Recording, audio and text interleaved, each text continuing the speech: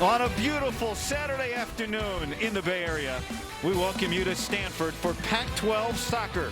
A top 5 matchup, the number 5 team of the nation, the Oregon State Beavers, here at Kagan Stadium to take on the number 2 and unbeaten Stanford Cardinal. You take a look at the national standings, the top 10. Stanford up 1 spot from 3-2, right on the heels of the top-ranked Clemson Tigers. Number 5, Oregon State, jumped up 5 spots from 10. And don't forget about the Washington Huskies in at number 7. Hi, everybody, and welcome along with Christopher Sullivan. I'm Guy Haberman. Great to have you, and great to have a fantastic matchup, top 5. It doesn't get better than this. Absolutely. Good afternoon. Great to be with you. This is going to be box office. When you look at these two teams, a cracking matchup against 2 of the best teams in the country. Looking forward to it. Stanford always near or at the very top, of course, of the national conversation. And right now they're off to their best offensive start in 20 years. Last week, a 4-0 victory over UCLA. 4-0, 17 goals for, 1 against. Here you see Keegan Tingy getting into the mix, and you have a multitude of players that can strike. You know, you got triple threat up front. Charlie Whelan locating young Jack O'Brien here in his senior year with his first goal, and then it doesn't stop. We talk about that relentless ability to impose their attacking ability on opponents here. Palamita diving header from Wehan, and then you get Zach Ryan with a great turn like Gerd Mueller here. Bambasso. Look at that strike, 4-0. And this is a team full of confidence playing against Oregon State at the right time. Well, it's an Oregon State team that has explosion of its own offensively. Gloria Amanda, second in the nation with those 7 goals. Yeah, I mean, this player is multifaceted. He has a nose for goal. He's played in the number 10 fantasista position the last few years. Now he's in his true goal-getting position. And when he gets into the area, that's his office. He knows what to do. All right, a matchup that both teams have had circled on the calendar, no doubt, and it is just about here. Stanford, number 2 in the country. Oregon State, number 5. The starting lineups and the kickoff is coming up next.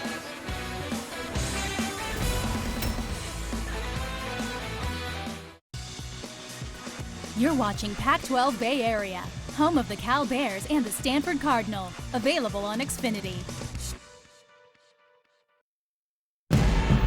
The hard work of an elite athlete pays off with team victories, but Cardinal fans don't have to work nearly as hard to earn your own rewards. The Stanford Athletics Fan Rewards credit card earns up to 3% cash back with every purchase. And the new Visa Signature status means you'll enjoy premium rewards, perks, and discounts. Stanford Federal Credit Union, the official credit card partner of Adventure is calling. You may know it as the open road, a weekend getaway, or just getting away from it all. You've heard the call.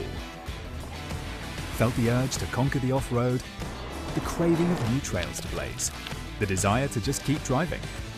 We know because we've gotten the call too. We look forward to seeing you out there. The only adventure sales event is happening now. Land Rover, above and beyond. The Harry's razor is not the same. Because some of us are not the same. Our close shave comes from our 5 German-engineered blades, designed to start sharp and stay sharp. And we never upcharge you for high quality. So for those of us who don't want just the same, Harry's razors are here. Harry's, not the same. Available in-store and at harrys.com. When I was growing up, it was evident I had a genetic issue in the way that my knees were formed. We really saw an opportunity to restore his anatomy by stabilizing his kneecap as well as undoing the arthritis that he had developed. One of the concerns I had seeking surgery was the fact that we're currently in a pandemic. At Stanford, we're taking the highest level of precautions. This includes social distancing, mask wearing, extra cleaning, as well as video visits. Stanford Healthcare's procedures kept me at ease and changed my life profoundly. Pac-12 men's soccer is brought to you by State Farm. Like a good neighbor, State Farm is there. Here on the farm, as we are just about set for the start between number 5 Oregon State, number 2 Stanford. You take a look at the Beavers lineup under head coach Terry Boss, his 3rd season, 2018 Pac-12 Coach of the Year. Amanda, of course, Sofian Jafal, 4 goals of his own to go with Amanda's 7. And meanwhile for Stanford, led this season by the redshirt junior, Zach Ryan. You saw his team leading 5th goal last week against UCLA.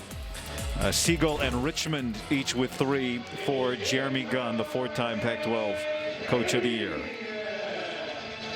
Well, you think these teams have had this one circled? Yeah, absolutely. I think that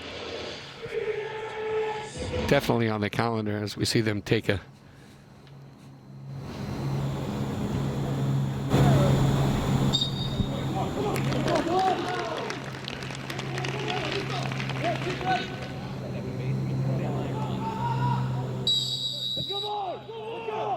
and now we begin. Oregon State in the white, and of course the Cardinal and black stripe for the Stanford Cardinal. You know, Oregon State coming off a 4-0 victory of its own the last time out over Cal. For the Beavers, that was their first 4-goal conference win since 2014. And I think when you look at Oregon State, that team back in 2014, the teams that they've had, great start here from Stanford. They love to have that hyper pressing, the way that they get quickly, you know, high octane, lightning fast into the attack. And what I've noticed about this young team, this version of Stanford right here, they've lost some phenomenal players. The new players, they get everyone joined into attack, multiple 5, 6, 7, 8 players into the area. This is Keegan Tingey, who had that first half goal last week against UCLA. You see it. You see it. You see it. So when you talk about the matchups between these two, where is the rub? What are the keys? Well, I think the keys for Stanford is to play their football, particularly at home. You know, they've been dominating the last, half a decade here under Jeremy Gunn. Just probably the continuity that they've played here has been the best in the country. You're coming up against a formidable opponent with Oregon State, and they can solve situations on the field. They're very good at playing together. The chemistry is there. They like to possess the ball, but they know who they're up against with Stanford. So the key is they play 2 different ways. Oregon State wants to keep the ball. Stanford has the ball 80% of the time against most opponents, but Oregon State will try to defend with the ball, retain possession, a classic collective team. And Stanford is going to try to cut that out very early.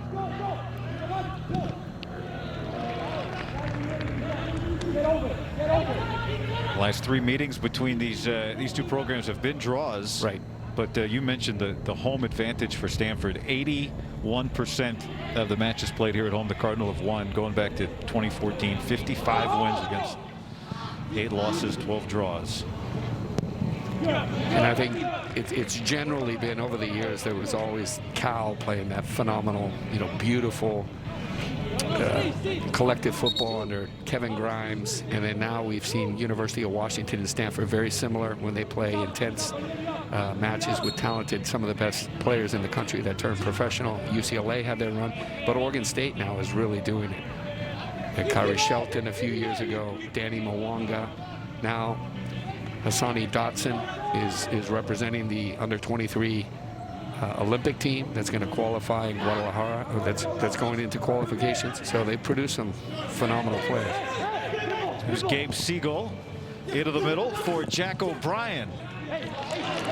Good start, and you're seeing those openings that are vacated into the attacking third. That's got to be a question for Terry Boss early on, because you can see Oregon State not playing on the front foot, a little bit on their heels, some spacing there, and Stanford attacking that space. Jack O'Brien, you saw his first goal in the highlights in the Open last week against UCLA. Here's Keegan Tingey again on the corner.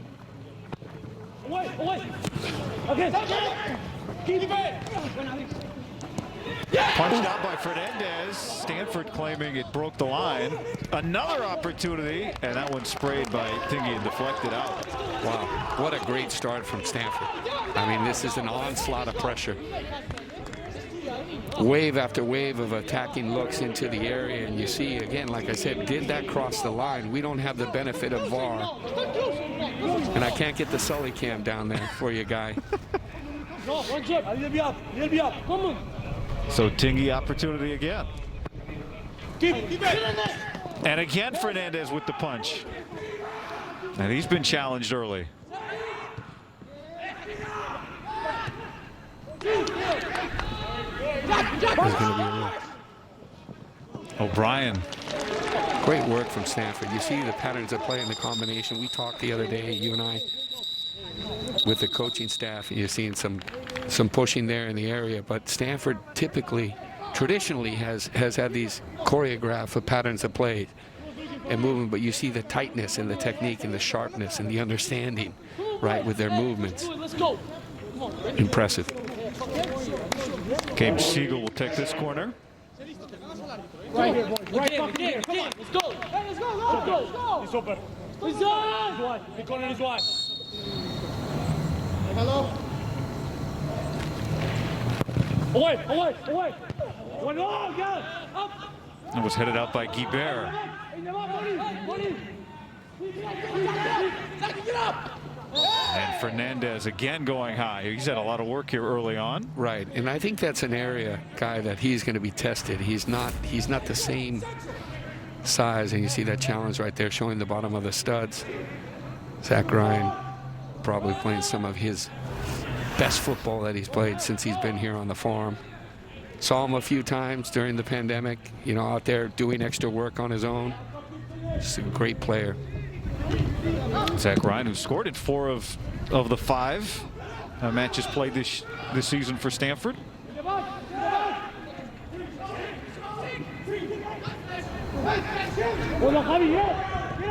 Oregon State just trying to break it into the middle of the field. It's been a rare occurrence so far here in the early going.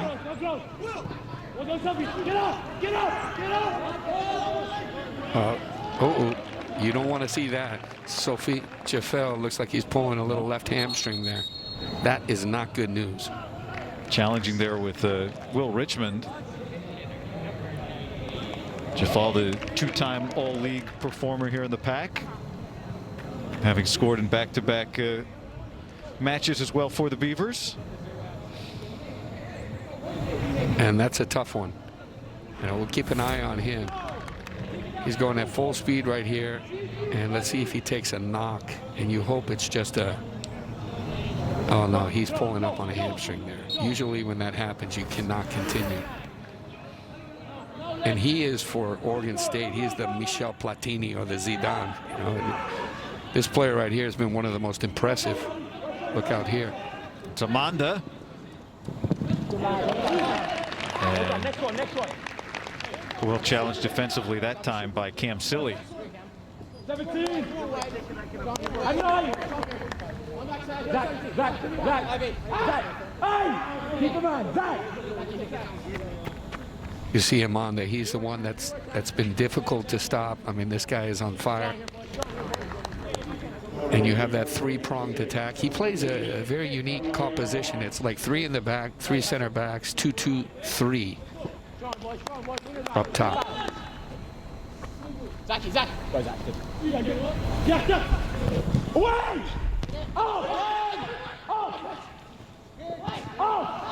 Jaffal playing that one on the ground for a moment.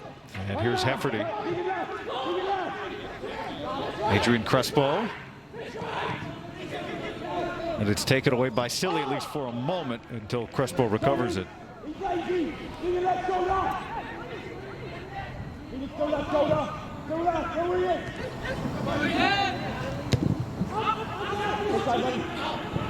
Away, take your left shoulder. Mondi. And Keegan Hughes able to knock it out. Let's go. Zach. 19, 11. Javier Armas will jog over for his second corner. Armas had the big goal against UCLA a couple of weeks ago. Was a 2-1 victory if you're looking for common opponents for Oregon State. That performance, and Armas scored in the 84th minute. Here he is. That's better football here from the Beavers. And you see Adrian Crespo, who's playing a left center back. He's a football player. You know, he's regularly a midfielder. So this is, again, that when you look at the plethora of weapons that they have to play out of the back, it's a different style than what you usually see.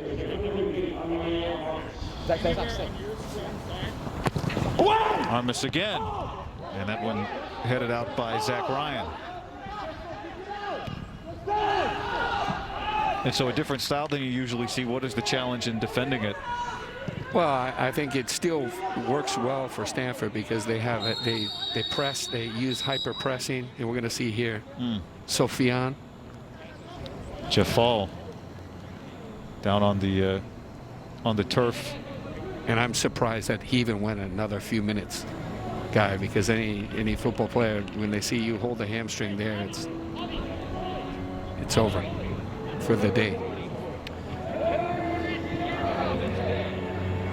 And that's a big loss for Oregon State. Huge. I mean, he's the fulcrum in the midfield. He pulls everything together for this team and really has incredible creativity and ability to be able to panorama of the field, his decision making, his technique and timing of passing, his passing range, and his composure more than anything is what he brings to this team. So he tried to give it a few more minutes. Right. That's a pity. He came out of the Centre de Formation from Nantes in France, and that's, watch again, he's just going at full speed. They're fighting for the ball with Will Richmond, and there he pulls up on the hamstring. So off he goes, and Tiki Sabalang will enter. Sabalang been the primary substitute for Oregon State. He's averaging about 42 minutes a match as it is, but the load might be a little larger today.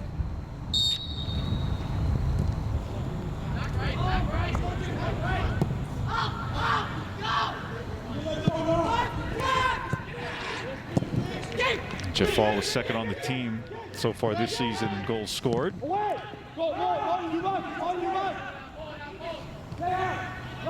Here's Tyrone Mondi for Oregon State.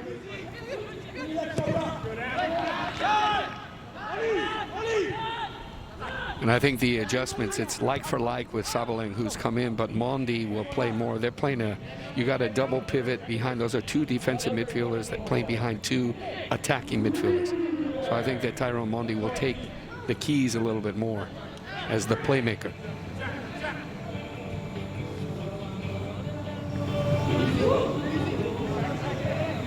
Crespo to throw it in. And then chase it down.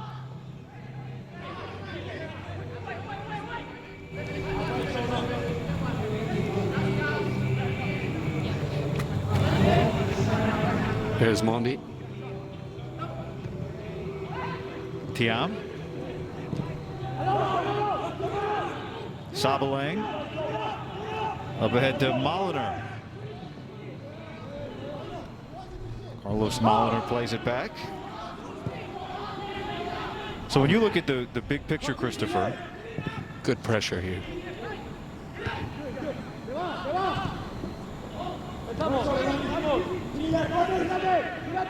Yes, my friend. Armas.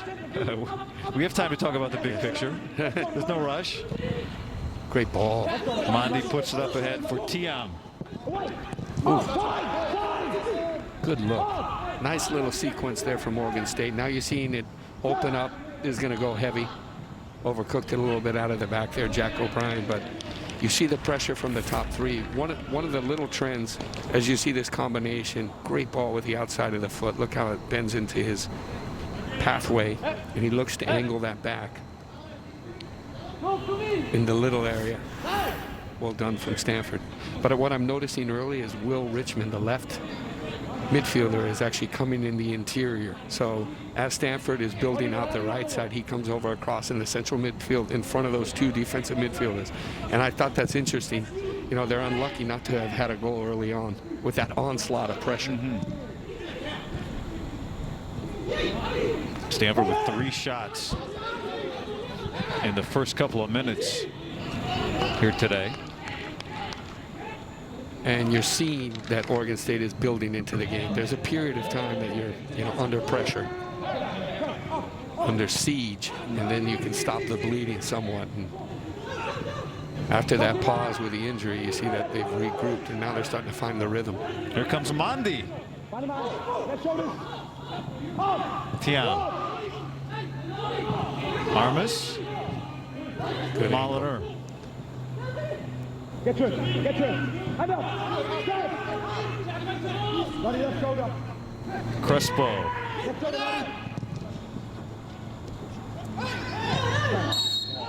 Tiam goes down. And you see Tiam just tormenting with those runs behind the defense on the outside, soliciting the ball wide to get it at his feet. Good variation of attack here from Oregon State. And now we see the moment where they broke the pressure. It's been all Stanford out of the gate, and now you're seeing the quality of Oregon State starting to respond. It was Fisher that came in and put him on the ground.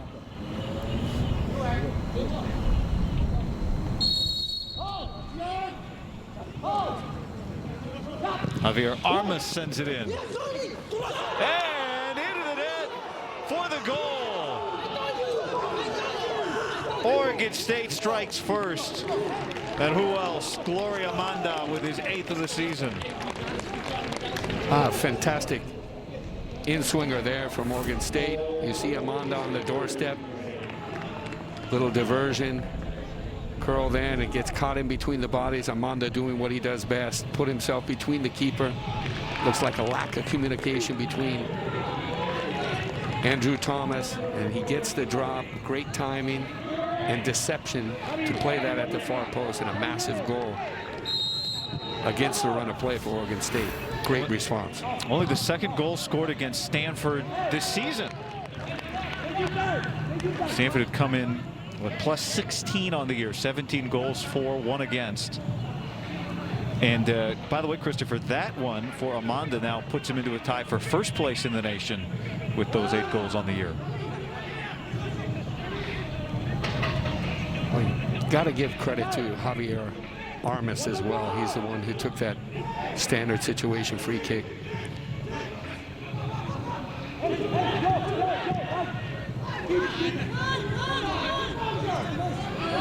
Well, now you've got Stanford in a situation that absolutely is unfamiliar. Yeah, and they're kind of kicking themselves because they had it all there in the first 5 minutes, 8 minutes, to capitalize on an opportunity to score, not for a lack of trying. And so this is going to make the game that much more interesting. By the way, for Amanda now, those 8 goals have come in 19 shots on goal. Yeah, and I think you touching on an area that's interesting, his quality to finish with the limited amount of chances he puts himself in is very high.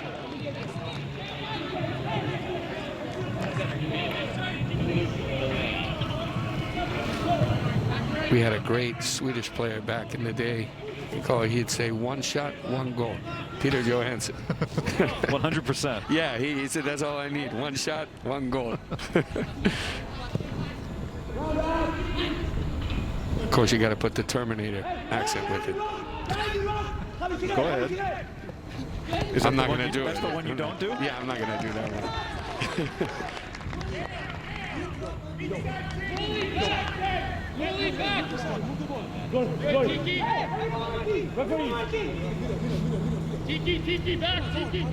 This is what was familiar early. This will be the 5th corner for Stanford here. Right. Tegan Tingy.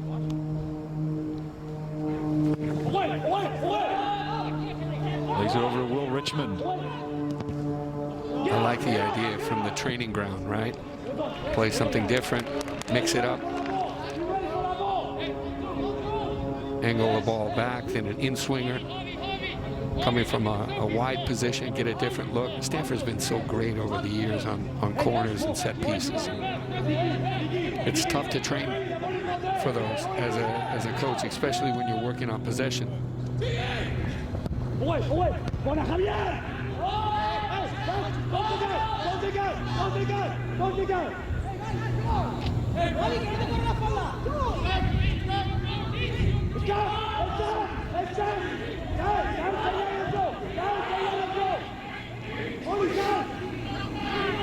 Andrew Thomas for Stanford. Ludwig to Tingey. Silly under some pressure.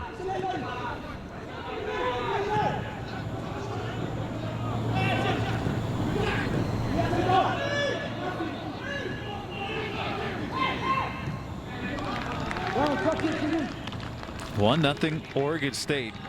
It's well done on both sides right there. Stanford being able to exit out of the back with fluidity, and then you see the pressure of the center back. He's there. Amanda, number 2. Oh. Oh, this is a fantastic goal from Oregon State. Stanford had done everything to exit out of the back, and then you see the calm composure, dispossessed, and then here's an entry pass, nice little touch, 3-man combination. The question was Amanda onside or offside, and you see the Stanford staff thinking that he's off. Great touch here. There's a 3-man combination, separates, nice little slalom around Andrew Thomas, and golazo. He looked on from that angle. Un baile, little dance, why not? He worked for it. And now he's got as many goals as the jersey number, and that leads the nation. Number 1 in the country all by himself with number 9, and both coming after Sofiane Jafal went out of the game.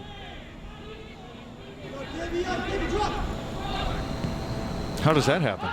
It happens, you know, only football can tell that story, but also the dynamic of Tyrone Mondi in that position. He's a different utility player. And he's got the ability to explode 10, 15 yards. He can combine on the run.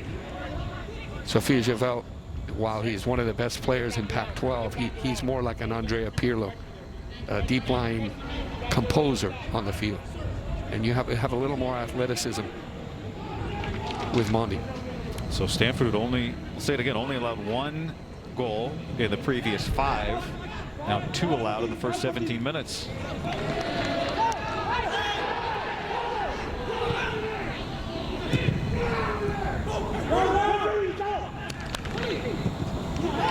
I think you can hear Jeremy Gunn pretty animated as well on the side. So the intensity is there. These are the moments in the game where you need to respond. And he's looking for a reaction. Armas sends it over to Mondi. A reaction from his team. Absolutely.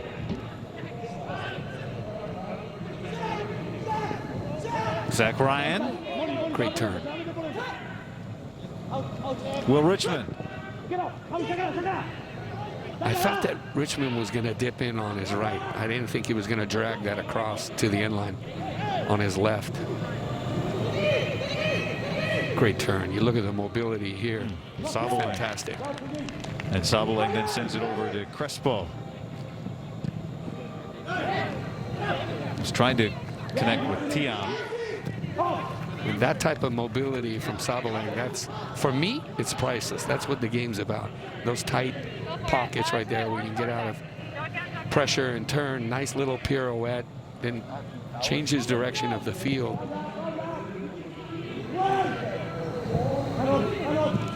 At this point, Stanford just needs to be solid, try to catch a goal, and pull themselves back into the game. They're getting stretched somewhat in between in the transition. Now they've put their lines back together a little bit, and they're starting over to press collectively.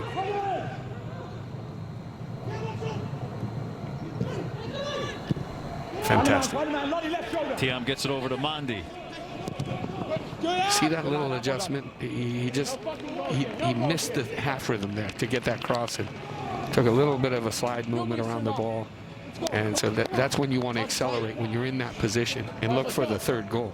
But great choreograph. When you think of the combinations, it starts with Crespo. He's driving through the middle. Quick layoff from the top of Amanda.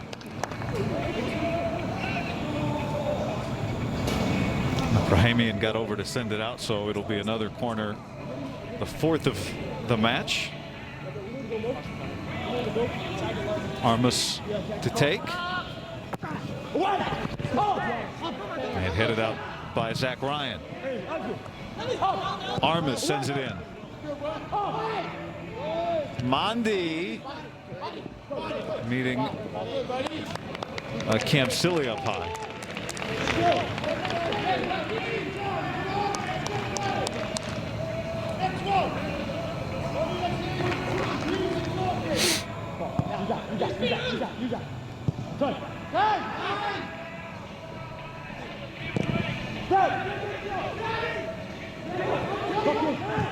Hafferty.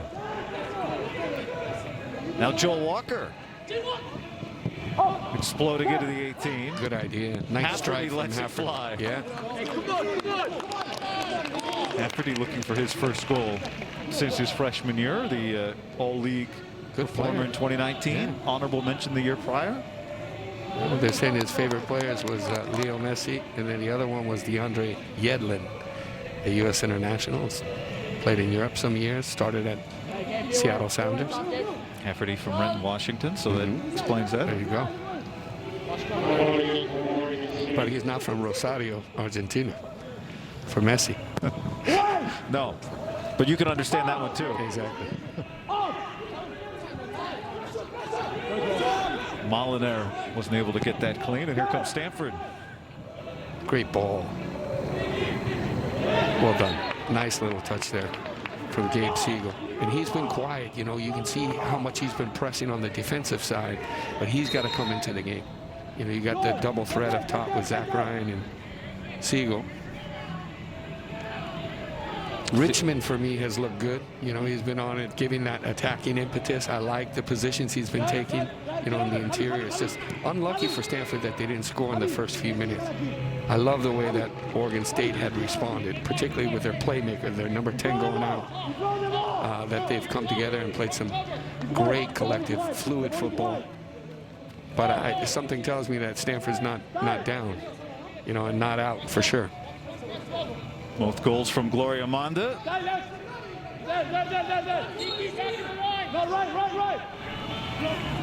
Tingy. I think that did just catch maybe the hair of Carlos Molinaire. And I think what's interesting, guys, as we set up for this corner is that Terry Boss had to make a decision. And Amanda had played last year in the number 10 position, but he didn't drop him out. He kept him in that number 9 goal scoring position. I think that was critical, pivotal. Here's Siegel. Hafferty with the head. Fernandez the punch. Siegel. Wow, when you look at Stanford, they just hunt for the ball in the area. I mean, you see how aggressive and intense they are. And they can smell it. Watch this right here, the challenge. Fernandez, he's going to be dealing with this all afternoon, the height. He does well to time that, but look at this second ball that gets played down. 2 saves for him already today, but a lot of traffic. Again. And again, Fernandez aggressive to go get it. It's well done from Cam Silly with pressure on the back.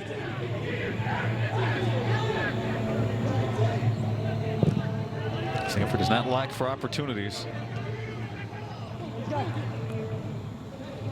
Guibert sealing off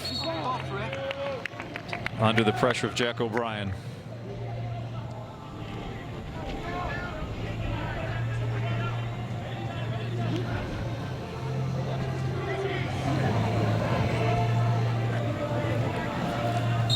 Stanford has smelled several opportunities so far, nothing to show for it yet.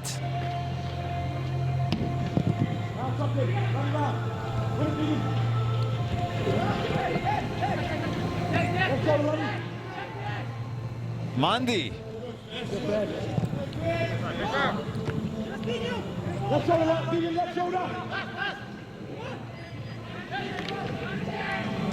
Tiam will send it back to Guibert. And you see Crespo very seldomly. You see a defender come out. That's the second time he's tried to make a tunnel, a petit pot, a little bridge. You know, but he's got to be careful.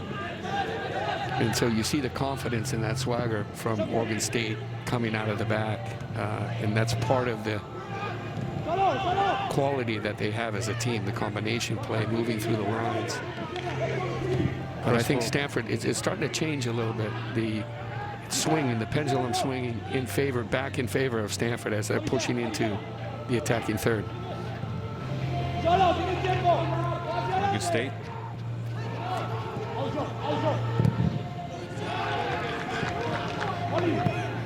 Part of that, you see the understanding between Gabe Siegel, Zach Ryan. You know, one is in the high point, the other one's off to the side, and vice versa. They're switching to allow the other one, you know, giving energy into that press up top. And Fernandez he'll cut and dribble, and he's very comfortable with his feet.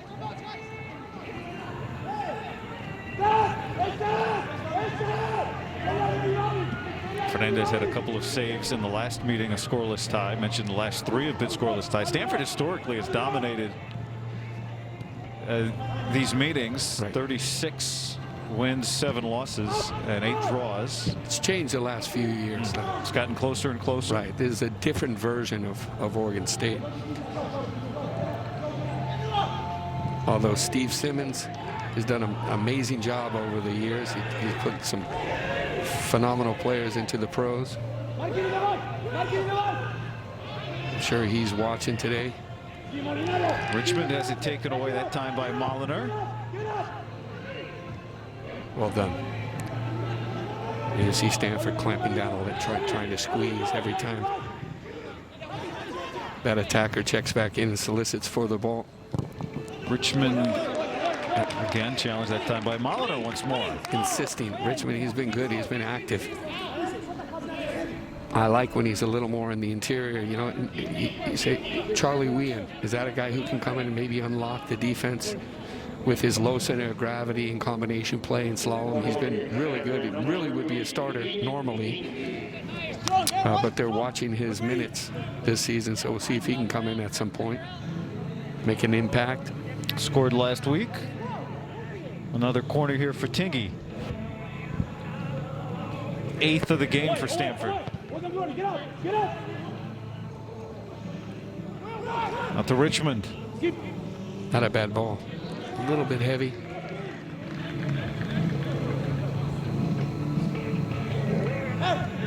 How is it that Jeremy Gunn puts it? He wants his players to ask questions of the defender.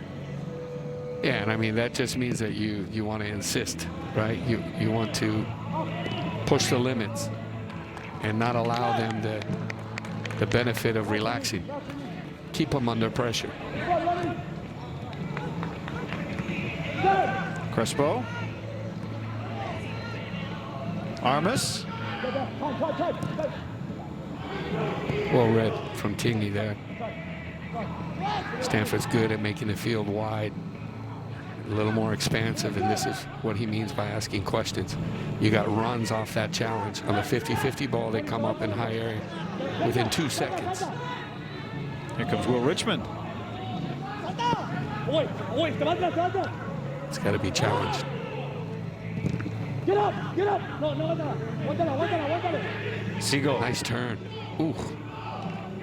Yeah, unfortunately, he was caught between 2 ideas right there. He was thinking for power or placement. You got to go for placement at the far post so you can keep it alive, and he overhits it. But this is good football the last few minutes from Stanford. See, they're starting to get looks into the final third. Sometimes they bypass the build-up through the midfield and go direct, a little more direct. And it's not traditional direct where it's just one player, one target. They got 3 players moving off.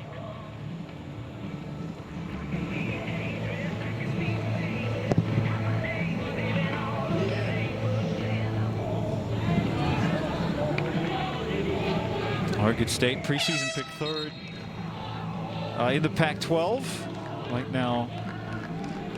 You have to wonder, would they end up at 3rd in the nation if they could pull this off? I would say that these are 2 of the top 5 teams in the country. Clemson obviously is ranked #1. They're always good, but Stanford is there and thereabouts. Both teams have started. You mentioned Charlie Wien. Well. Yeah.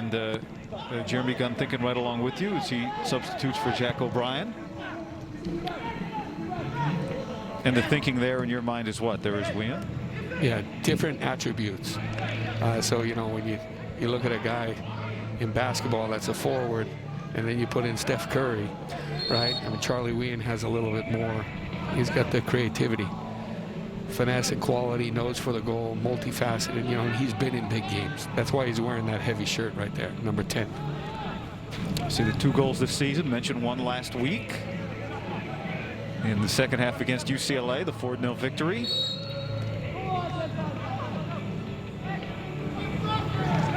The thing I like about Charlie Williams, Stanford has always had those players, some of them with a low center of gravity that can be comfortable moving. See, look how he just weaves through. And he keeps probing, insisting. And that's when you unlock the defenses. So I think he's the perfect player to introduce into the game. Nice hit. Ooh. He challenged Fernandez there once again.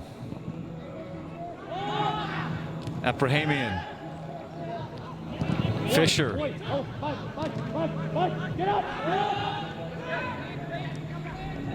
And here's Wien. You see the immediate impact that Wien's put into the game, but Richmond from the left side, watch his knuckle. Just is like a Bundesliga shot right here. Drops right to the right, unfortunately, of Gabe Siegel, who would have pounced on that. He's right at the doorstep. Great save from Adrian Fernandez. His 3rd of the match. Yep. Feels like more. But for me, he's been the attacking catalyst right there, Richmond. Ooh. And another for Fernandez. It's number 4.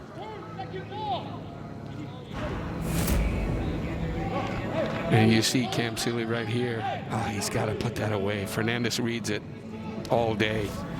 Kind of predictable with the inside of the foot. Now when you have to go for it.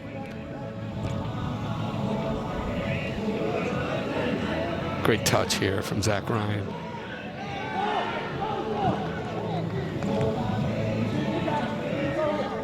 Tiam trying to get there. The referee in the middle, Alex DeAngel, says all ball. Continue to play. Wien right back to work though for Stanford. Nice little turn. That's great football there. I mean, so many times we don't. And this one they're going to get the call, but Lamanda from Andrew Abrahamian. Good first time ball that was played into the feet in that interior channel.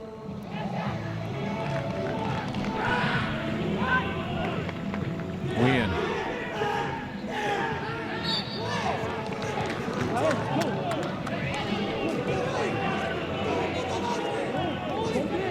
It was Siegel that went down. Yep, good combination play to get into the attacking third. You see those short exchanges now. Stanford blending the attacks, mixing the variation, how they want to penetrate through. And then Siebel with the presence of mind to a little bit goes down, picks up this this foul outside the area, and it's a good location because you can pick your side right here. You can go left.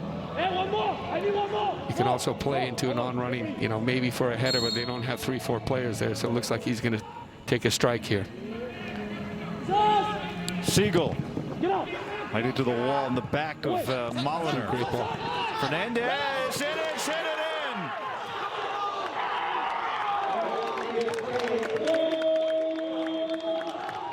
And Stanford is on the board. Although not without discussion. Yeah, no, and you see the referee is saying, no, with protest again. Here's the in-swinger. Let's take a look. Gets deflected right here. Clever ball right here. Like Ronaldinho Gaucho. There's a little taco from Zach Ryan. And Richmond comes through with the tuxedo.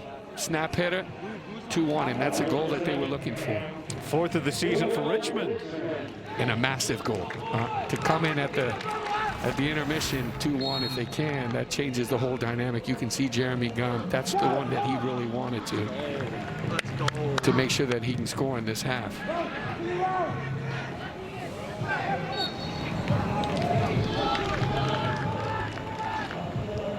Adrian Fernandez, the keeper for Oregon State, just under so much pressure in this first half.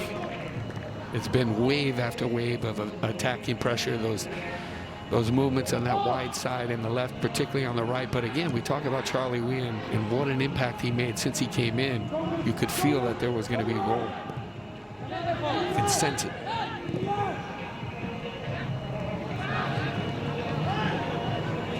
Here's Wien. Over to Silly. Oopa.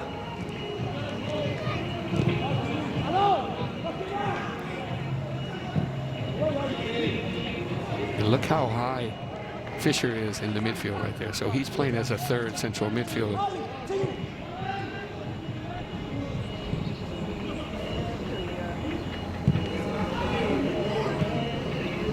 Here's Fisher touching. Over to Tingy.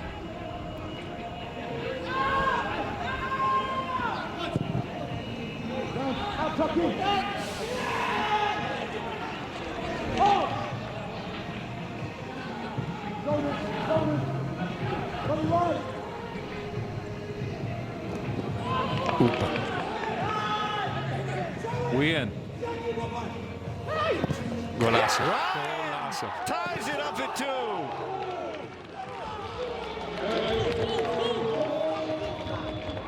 Well, you're talking about the pendulum swinging of momentum. This is massive for Stanford. Questionable whether or not it was a foul.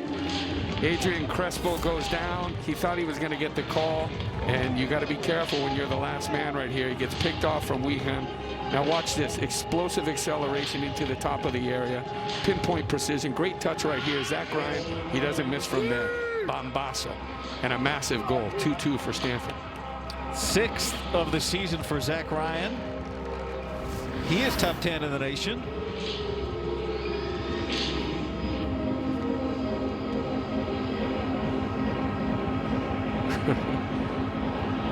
And 2 quick strikes here from the Cardinal. And we know that our producer Ross does not want to go to VAR on whether or not that was a foul. But like Zach Ryan, like they say in Rounders, kids got alligator blood. Well, now here's Amanda, who has 2 goals in this match, trying to attack there. And Charlie Wien. What a difference, huh? Incredible. See, you know, that introduction. And again, Jeremy Gunn understanding how he wants to use players and what time you bring them into the match.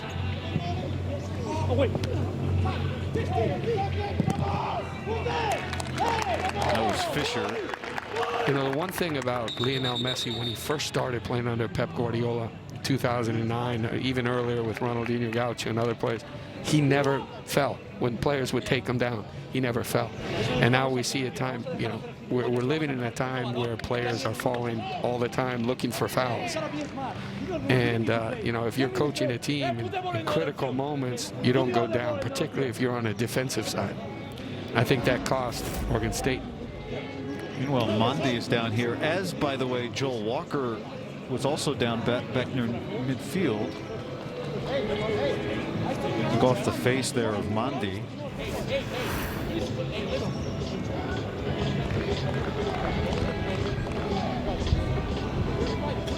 Well, we were talking with Terry Voss yesterday, and he used a word, it's a word I've used for years, over the last 7 years covering Stanford here at the farm, relentless. And I think there's a, you know, you have that collective characteristic where when they're in pursuit of catching, you know, pushing themselves into the game, imposing their attacking ability as a team, they're relentless. The way they press, it's hyper pressing. The way they attack into the final third. There's a physicality with it, but there's also the movement to support their teammates. It's definitely impressive.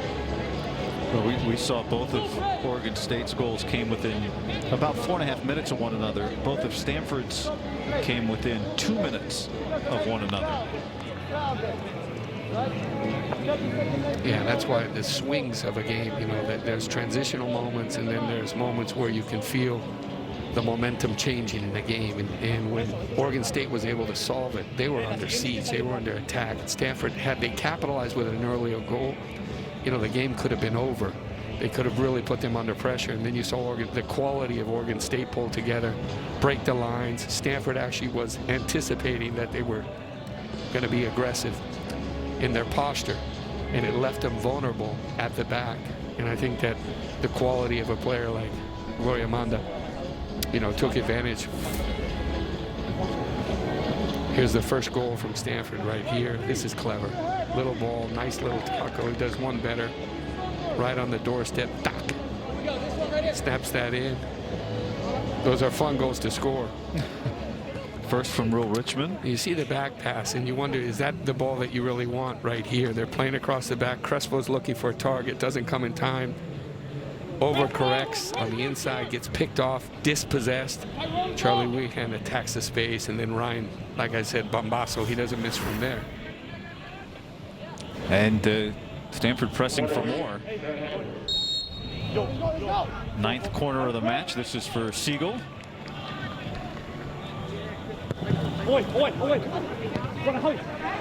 Look out. Oh, a little bit off. And this is where, you know, something that you spoke with Jeremy Gunn the other day, and I know that he talked to you about the training loads, right? That's when this conversation comes into play. We're 2-2 at the intermission, and you have a team and you're looking at the energy levels of both teams. You see heads drop on one side. You see some teams that wants to play champagne football, possessing. You see another team that's driving. And I think that's what makes for this second half to be super interesting. Of course, everybody with their own preparation challenges here in Santa Clara County, particularly restrictive. And so Stanford initially, you know, you could only share one ball between two players or one ball between two people of the same household. And so practice was limited to groups of 4. And so the challenge for Stanford, right, was how do you mimic from a workload standpoint, a fitness standpoint, what is necessary. Great feet, by the way, from Zach Ryan down there. Slaloming on the left side. Win. Oh, fantastic. Mark Fisher sends it in. A little heavy. But we'll get back to that 1 second. But you see Zach Ryan's on the left side, and Weehan's on the right. You see the run across, the timing of the crossing, the patterns of play, the movements, the choreograph with Stanford is just really impressive in the attacking third. That's why they had 17 goals and only 1 against coming into this matchup. But when you talk about that, you know, 1 player, 2 players, 1 ball, I like 1 player, 1 ball. And every team around the world had to train that way for a while. You know, even pro clubs in Germany. Great little ball here behind, offside. By Amanda. You know, the Bundesliga was the first around the world that started training that way. So I think Jeremy Gunn has had the luxury of having the best clubs in the world train here at Stanford because they have pristine fields, great facilities. He's had Antonio Conte with Juventus, and they had 11 trainers in this field right here. You know, I was there every day. Jürgen Klinsmann was here. Jürgen Klopp was here. And these coaches he has a rapport with, you know, so they'd go down the street to the local cafe and they'd use the sugar packs and talk about tactics. And you know, I think he's the best coach in the country in college football. Very humble guy, but he's put together some amazing teams. Look out here. Zach Ryan.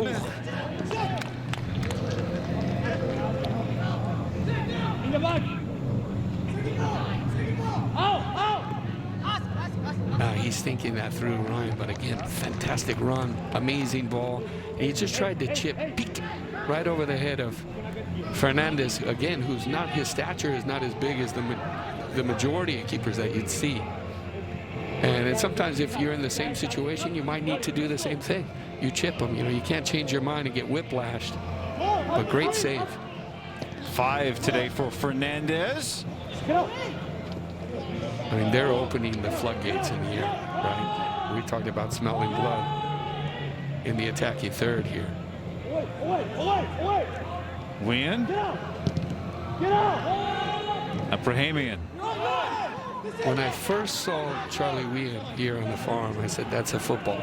He was young. And, you know, just his touch in those strokes of brilliance on the ball and fluidity and technique and vision and ability to dribble is great. And that's what this game was needing from the Stanford side.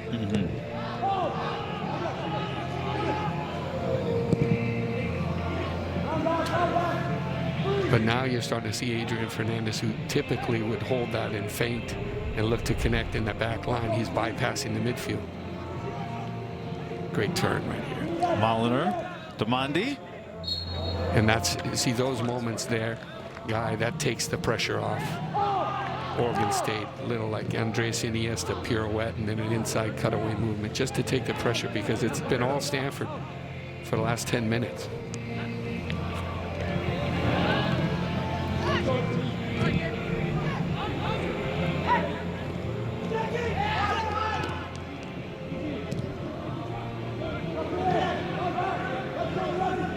Sabalang, Amanda,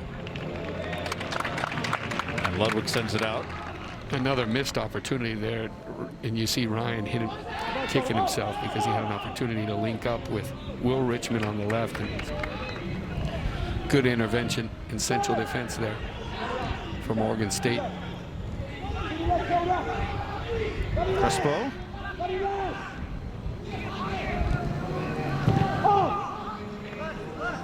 Crespo once more.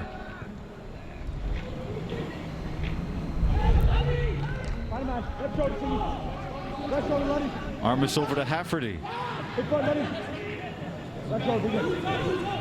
And Stanford getting caught, you know, trying to play some of the same football that Oregon State. Those two functional midfielders in the center trying to play short exchanges the same way that Oregon State does, when actually what's working for them is playing more direct into the feet of Zach Ryan or Gabe Siegel or Richmond. Bypass that quick combination and not be dispossessed. Look to connect a little further.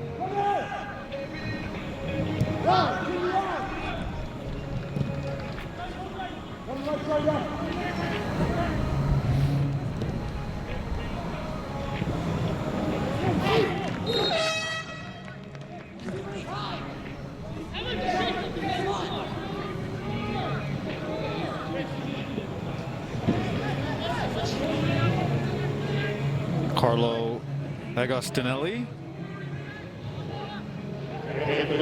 substitute for Gabe Siegel. Good player too as well. He's been involved in quite a few of the goals. Born in France, from London. Redshirt freshman. Said if he scores a goal, I'm going to use his full name. Carlo Romero Cesar Agostinelli. Now, will that rank among your favorites is the question. Well, the one favorite name that we haven't used that was in Oregon State was Don Chilao. Costanelli wastes no time in trying to get his full name in. Don Chilao. Well, you know, I miss him. Good. Every time we went to Oregon to Corvallis, I said the coolest name in college football. We made Terry laugh. Sounded like he agreed. Yeah.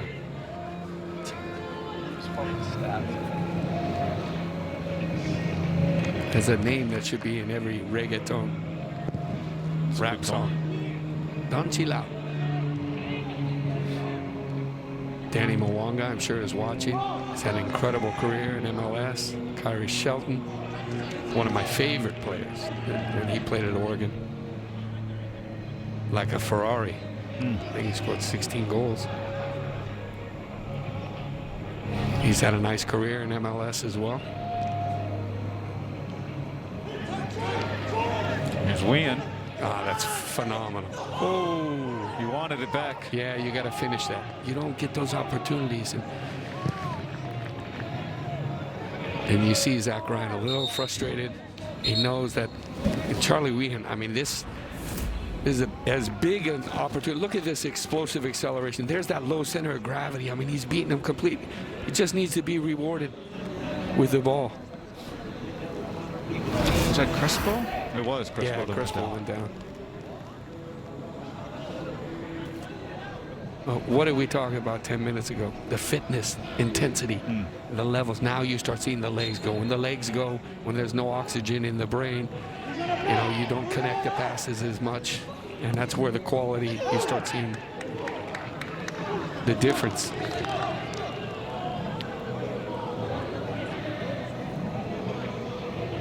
Typical match, Jeremy Gunn told us, is 14,000 meters, so that's almost 9 miles.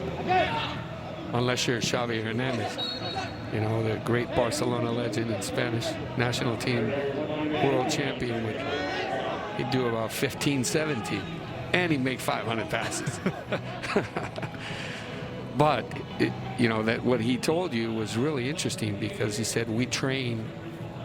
He said if a match is 14,000 meters and a normal practice is 7,000 to 8,000 meters, we would try to train at about 12,000 meters to try and simulate in the preparation for this season.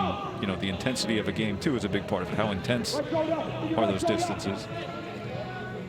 Yeah, every position is different too as well. You got to look at players and say, okay, can you get 30 sprints a game?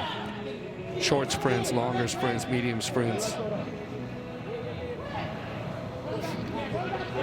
Hafferty to throw it in the final moments here of the first half. 4, 3, 2, 1.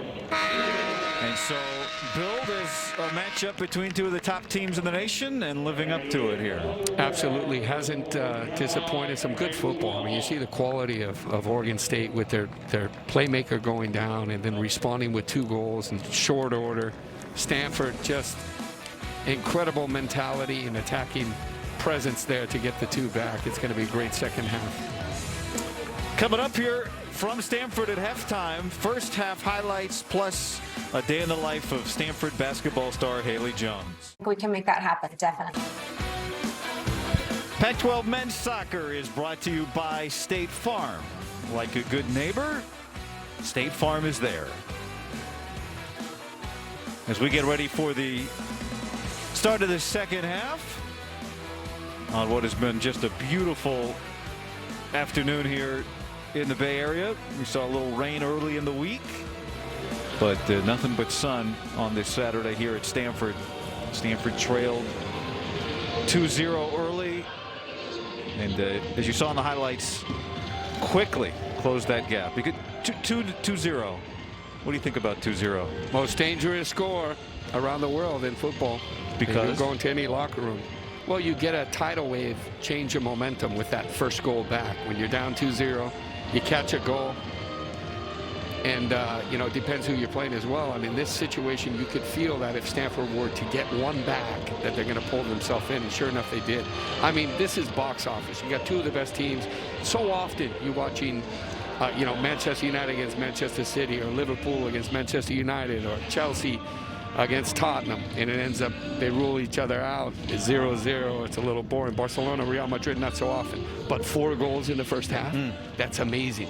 And if you're a player and you're in a game and it's 2-2, you'll never forget these type of games. These are the games you want to be in. So I think the second 45, obviously I tipped the scale a little bit for Stanford, particularly with a playmaker who slows things down methodically for Oregon State, but it's going to be a great second 45. 2 teams with championship aspirations, of course. You saw the numbers there. The differential for Stanford entering play today, plus 16. They had only allowed 1 goal in the previous 5 matches this season, scored 17, so allowed 2 to Gloria Manda, his 8th and 9th on the season. So Gloria Manda wearing 9 in white for Oregon State. It is now the nation's leader in goals scored with those 9. Christopher, you mentioned it during the half. Sofiane Jeffal for Oregon State went out early with what appeared to be a hamstring. Tried to play on, could not in the first minutes of the game. And shortly thereafter, after Tiki Sabaling came in, Oregon State scored those 2. And something you had asked me at halftime is, of course, Charlie Weehan's going to stay in, right? And this is why football tells a different game. They're going back to the original plan, where he's not in there right now. He's on the... There's Jeffal for Oregon State. They're 10, and Stanford's 10 back to the bench.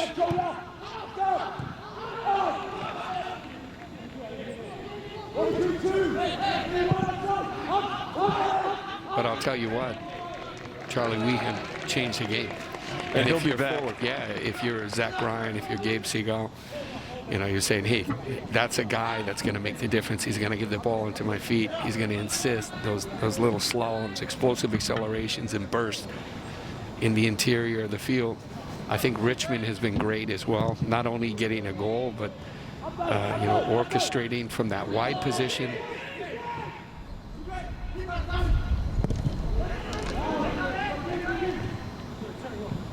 Tingy over to Will Richmond. Richmond cuts it loose. I mean, that's the second time we've seen him. He hits a ball as well as any top player from that distance. That's a good 30 yards out. And this is what I had told you earlier. I wanted to see him take a more inside position. He kept dragging across his body and going to the end line. And then just change it up a little bit. Get a different look. He had tremendous amount of space there. Right into the head of Hafferty. Away. Get up. Take a line.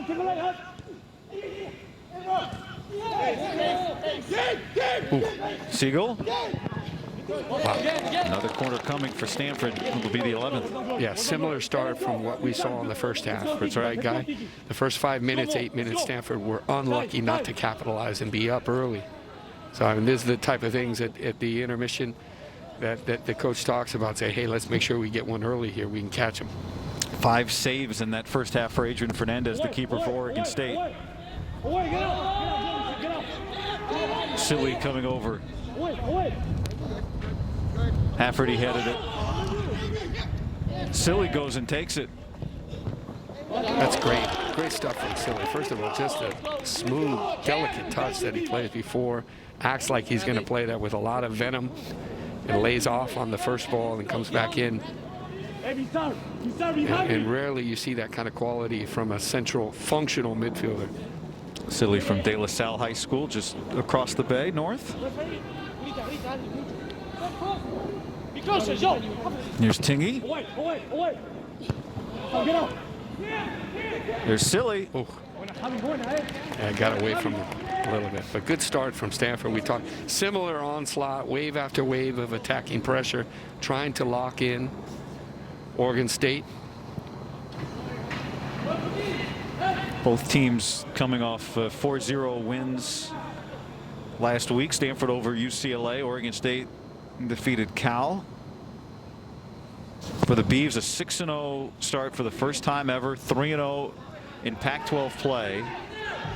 It's been over a decade since Oregon State started 3-0 in the league. 2005 the last time that happened.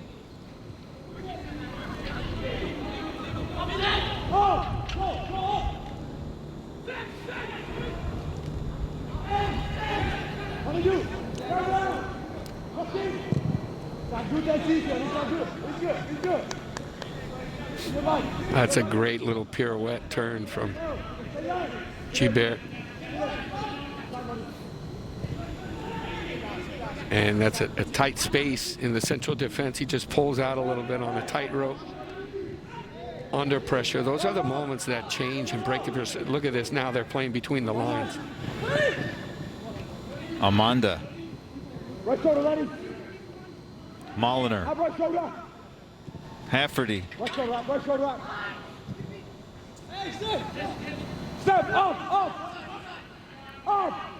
Better spell here from Oregon State. And again, Stanford being a little more calculating, not to get too hoppy, top heavy like they did in the first half when they were kind of sensing the opportunity. Well cut out there. Had Ludwig running with Amanda. Ludwig does well. You see Amanda, he's giving a little applause to that entry pass played into him.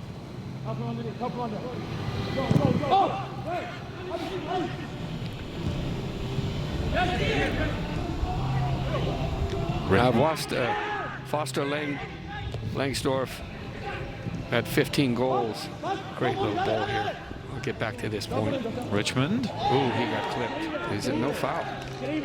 But another corner. Yeah, he's hit ball. Nice little half scissor and change of tempo there from Richmond. I've been impressed with him. But going back to Langsdorff, scored so many goals.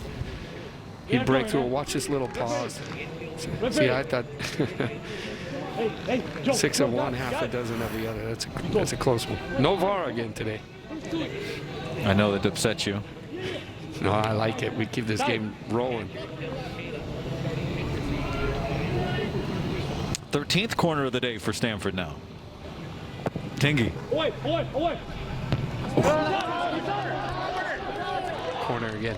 Anyways, I want to get back to my point there. Zach Ryan, Langsdorff scored a lot of goals. Zach Ryan is the best point player that I've seen in years here at Stanford. Any ball that's played into the top, he just dominates. He's great with his chest, collecting the ball, laying off balls, first time, using two-touch turning with mobility. Just to have that presence with the way Stanford plays really works to their benefit.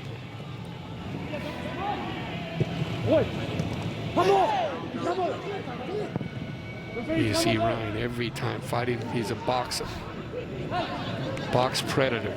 And he's so good hunting the ball. He scored with the goal today now in 5 of Stanford's 6 matches so far this season. The Pac-12 player of the week back in late February after a 2-goal performance against Cal with an assist against University of San Francisco.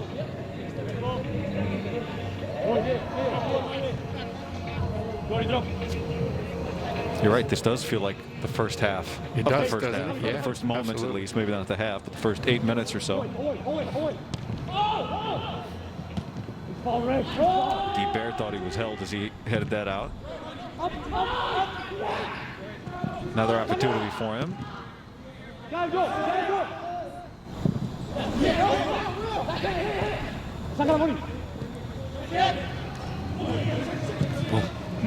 Into the parking lot from Zach Ryan. But he's just moved in the last 45 seconds. He's just moved about 75 yards all over. He lined up, and he's got a little strut to him like Zlatan Ibrahimovic, when he's in the area. He's got the chest out a little bit. And so defenders hate that. They cannot stand when forwards don't take off plays. He's always on it. And so if you're a forward and you're watching the top forwards in the world, they say the ball always finds the player. I got to go get there. The ball almost came to you. Yeah. It's looking for us. It's a signal. But I love that about Zach Ryan, that he doesn't take plays off. And defenders, the tongue starts hanging out. They get tired. Silly. 21 goals the last 2 years in his career. The leader over those 2 seasons. Zach Ryan. Yep. Came out of New York Red Bull Academy. And so he's been with some top players in the country as well at a young age. Most of these players all have that type of pedigree. Played with Amir Basti, the little fantasista, the last few years that won a few national championships.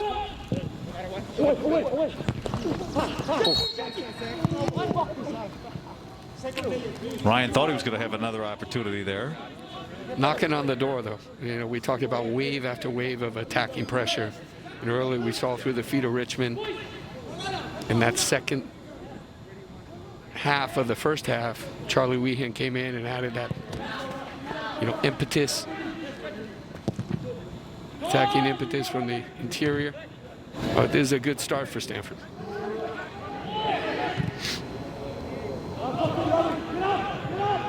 Here comes Mondi. Wow, great defense. Keegan Hughes took it away from Amanda. Joel Walker. And Tingy there to put it out. That's great positional sense from Keegan Hughes against Amanda, because we've seen what he's done in the first half. Very similar type of balance and transition. What we saw before, those little quick, swift breaks. Came through the feet of Mondi again. He's going 10, 15 meters with the ball at speed to open up and break the pressure.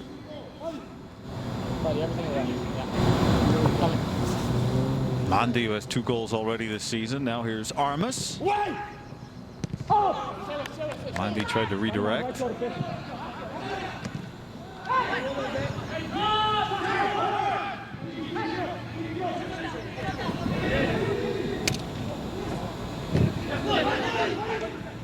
Ludwig.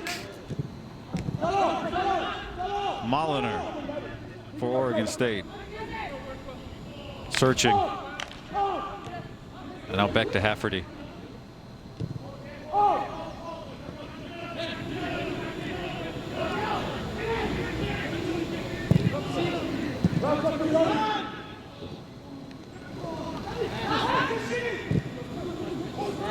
Great ball, first time.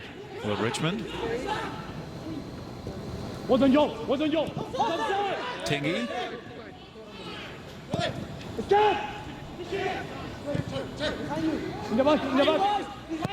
Richmond. What a ball. Crespo got it out. I tell you, Richmond's heck of a player. Although, if I'm working with him in training, I'm getting him on his right foot more. You know, he wants to drag across his hips to his left, and you can see the service that he had, but anytime he dips in on his right, it's hard to stop.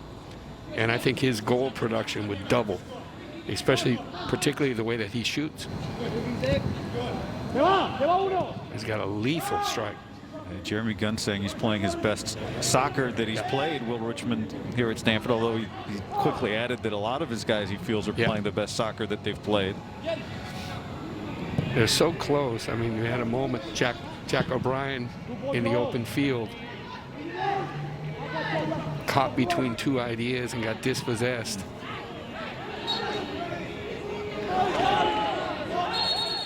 Amanda and Hughes separated.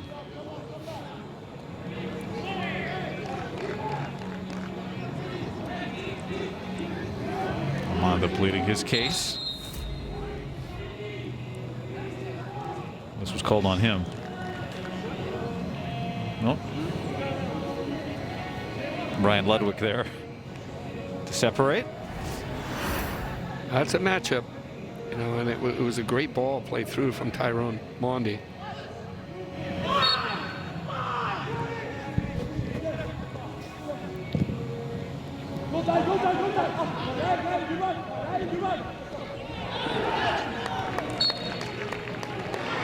Again, the running off the ball from Stanford is impressive. They got their patterns of play, so when you change your direction from the left side to the right like that, it's a flick on, and you have a player in the open space.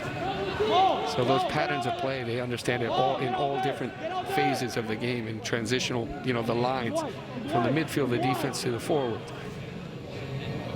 You don't see that often.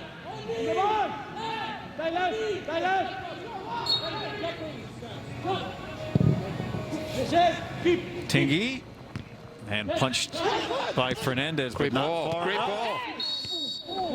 Ooh. Wow. I see Adrian Fernandez comes out and punches that, and good presence of mind from Ludwig.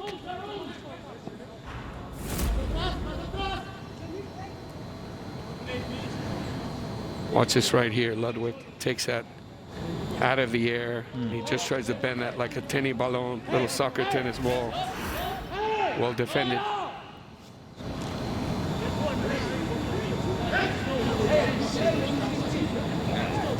Seven shots on goal for Stanford.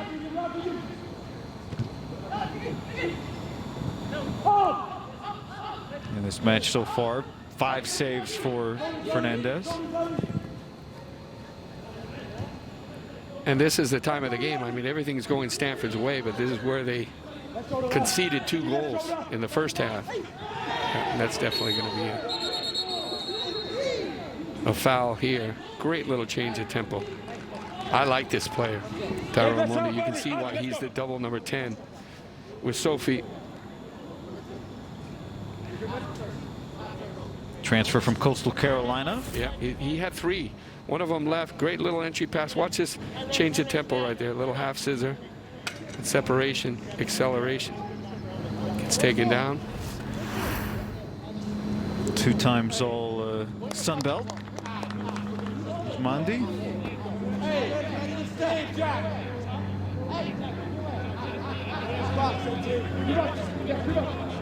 Remember the early ball, I think, was played in from Javier Armas, right? In the first half on the first goal. Same location.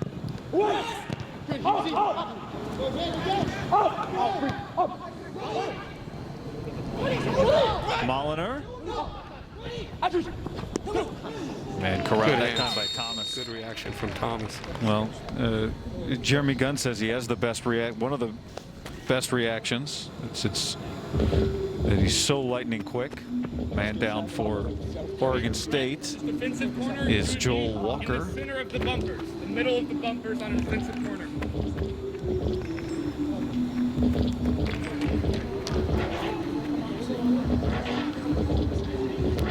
2 goals today for Gloria Manda, both in the first 20 minutes. Stanford answering with 2 of its own in the 33rd and 35th.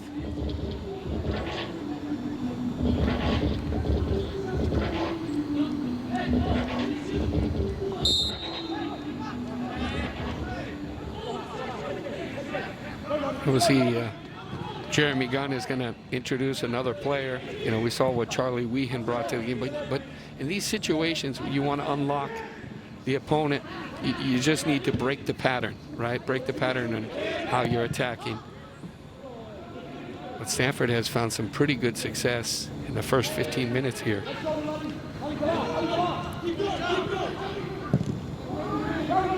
was after Weehan entered, to your point, Christopher, that Stanford scored, it felt almost immediately, twice.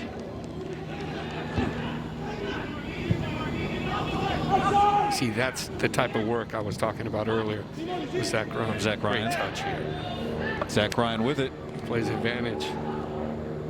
After Richmond went down, Richmond back with it. Good football. Now here's Walker. Fisher chasing.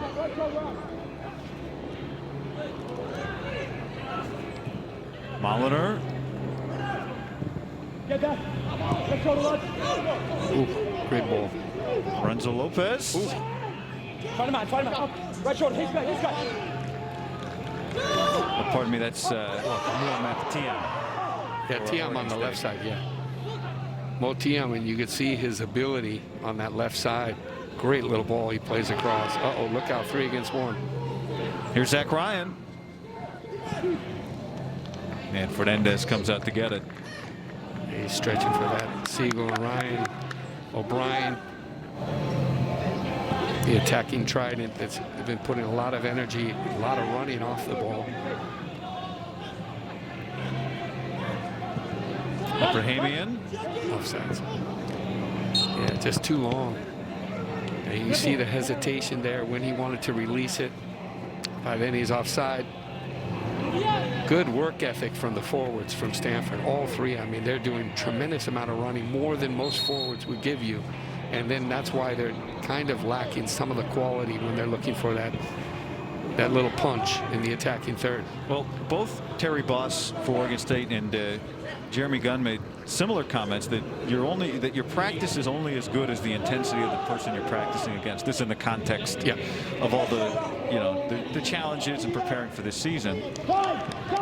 And to your point, the intensity level mirrored by your teammate raises your intensity level, and here is Ryan with it.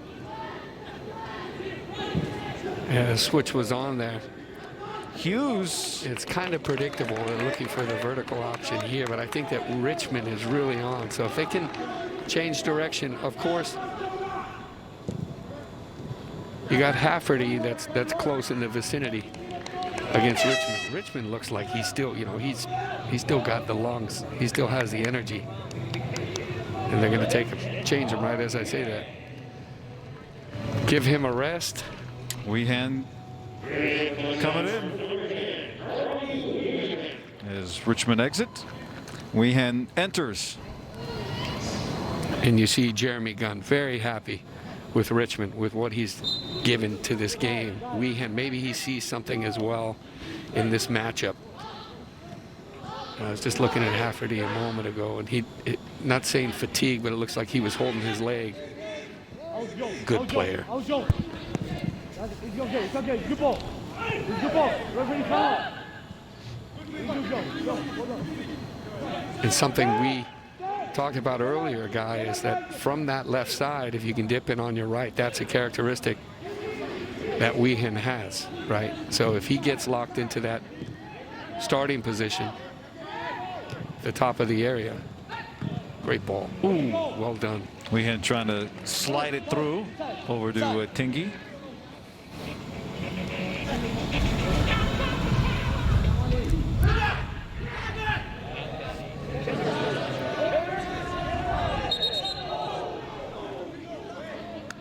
It'll go to Oregon State.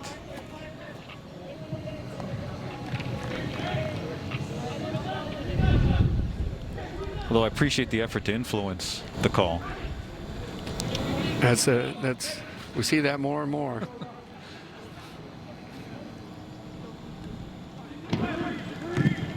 Hughes. Great touch. Mondi. Ooh, keep it low. Tiam.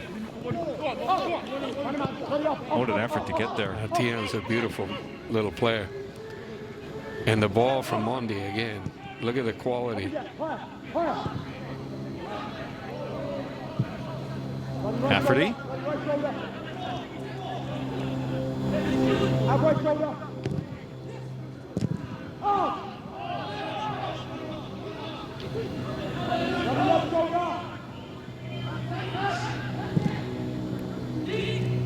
Sabalang. Great challenge in the midfield from Fisher. And now here's Weehan over to Tingy. That's Ryan with him into the middle. And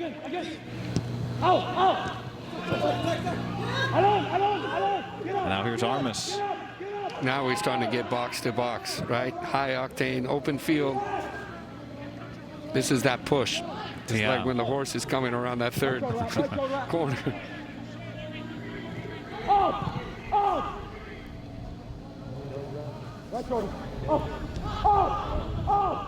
You see, as opposed to the first 45, the discipline from Stanford, they pull back a little more compact. All three lines together, and then they start from there. Just not to concede the same way they did in that period, that short period that was against the run of play. Here we go. Here's Ryan. Look at Weehan. Chasing it. Weehan. Ooh, what a ball. And sent just wide. Wow. I mean, that's good football from Stanford. Really, both sides, you've seen some phenomenal football. I mean, the number 10 position that's being played from Oregon State, Tyrone Mondi, has been spectacular. And then you see Tiam on the left. Here's a breakout again, box to box. This is not easy to play this type of ball here, across your body. You see the floating volley. The intent and the idea was quite good. You wonder if he could have collected that with his chest and maybe got a better look, you know, because the space was there in the area. Sometimes you don't realize how much space you have. That was Siegel who had the opportunity. He will head to the bench with Jack O'Brien. Agostinelli and Richmond re-enter for Stanford. I like this move as well because you get, you know, Ryan and Siegel are very similar. The energy levels of Ryan is a little bit higher. He's a box predator. And now you have that variation with Charlie Weehan. Get him closer to the goal. Smelling, doing what he does well. You know, sensing the moment.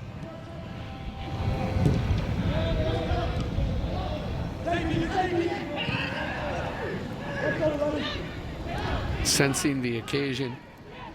Silly sends it up ahead. Weehan. Well done. Guibert sends it out. And you see Stanford just insisting, wave after wave of attacking pressure, looking to break out.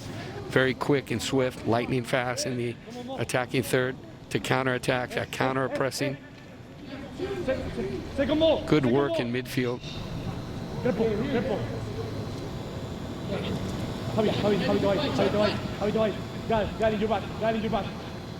Four goals in the first 36 minutes of this match. You know, something we didn't talk about.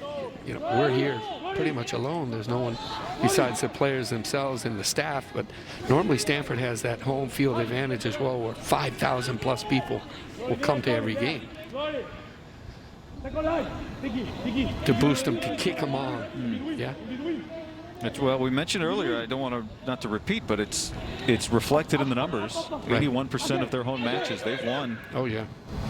In the last 6 seasons.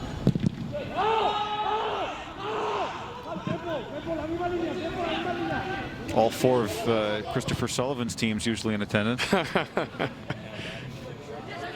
Here's Weehan. Moliner battling, and Richmond comes out with it. Watch this. That's the one I thought he was going to drag across his body because he had the defender actually committed on the ground. I thought he was going to pull a little Manuel Amaros. You've been asking for the right foot, though. Yeah, he went for it.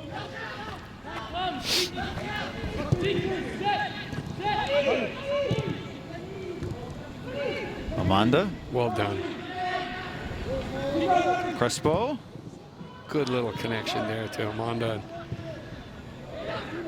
Hughes sends it ahead for Stanford. Agostinelli.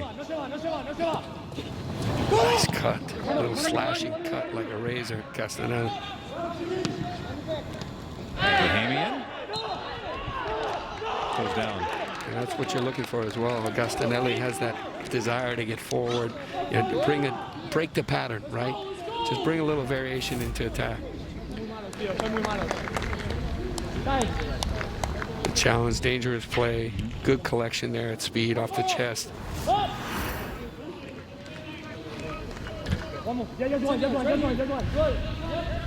Standard situation. This is where Zach Ryan could be incredibly dangerous. He's going to hang around that little area. Agostinelli toss Ryan's head. At least he tried.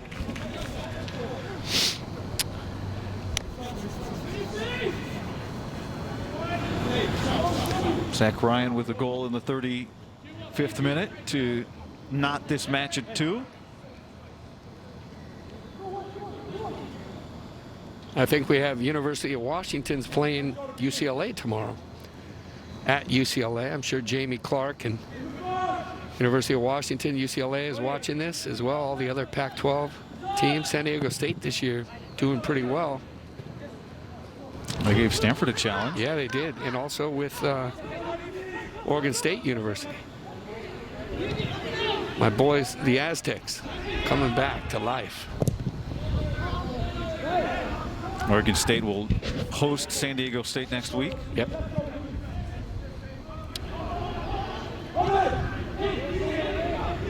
Nice tackle. Crunchy tackle here. Look at this. Agostinelli. Good speed.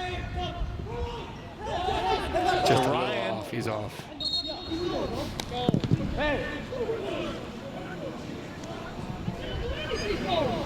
That's what you want when you introduce a player into the attack or in the midfield. Great tackle, timely tackle. Look at the tackle here. This is a lost art. Luis Fernandez was the best in the world at that. Picking up a tackle and going at speed. That's what you love to see. Just a little offside. Ryan.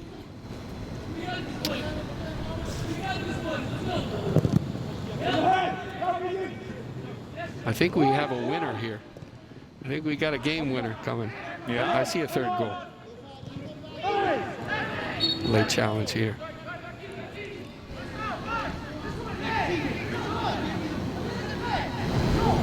So often, you know, world football, we see a matchup between two giants. It's 0-0, you know, they kind of rule themselves out, the physicality, the intensity, but it has been good. 4 goals in the first half. I think there's going to be a third. Give a shout out, 70th birthday, Yale grad, former wrestler, Tom Barnes, 70 today, March 14th. Happy birthday. I think he's probably watching. So you expecting you to sing, perhaps? No, I'm not going to do that, but. Well, let's give him a thrill here. Yeah, hopefully.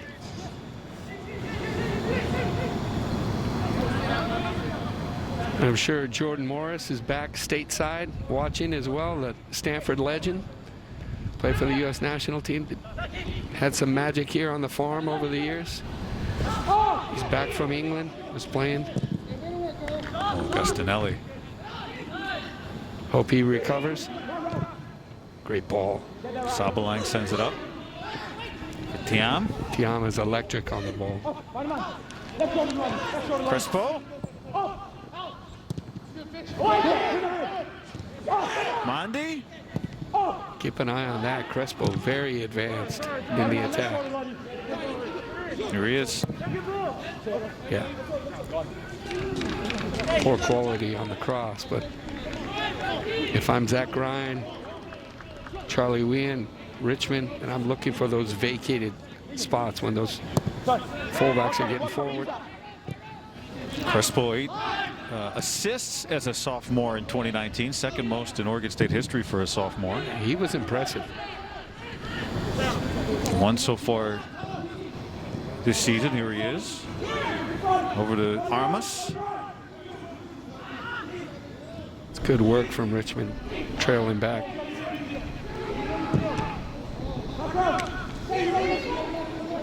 That one caught silly and comes over to Crespo. Amanda with 2 goals early in this one.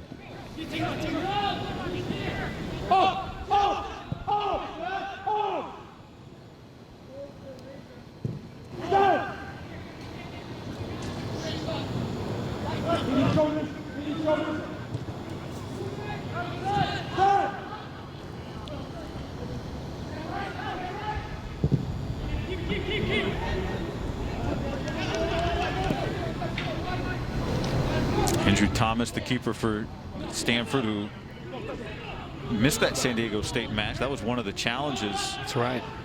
Because he was training with the U.S. national U23 team in San Diego. Wien is just a nice footballer. You know, he's fun to watch. So clean. He's improved so much since he's arrived on the farm. I mean, yeah, he deserves a number 10 shirt. Those are the kind of players I really enjoy watching. But I'm keeping an eye on Thiam, number 15, that left wing for Oregon State. And he's an interesting story because he's from Senegal. And he played in another university and has come over, starting to heat up. He had 3 assists, I believe, in the last game against UCLA. 2 goals on the season. Against Cal. Yeah. Against Cal? Yeah. 2 goals overall in the season. Transfer from Radford, where he was on the all-freshman team. 5 goals his first year there. Yep. In what is the Big South Conference. But Oregon State has found a... I know you like the mix that they have. Yeah, absolutely.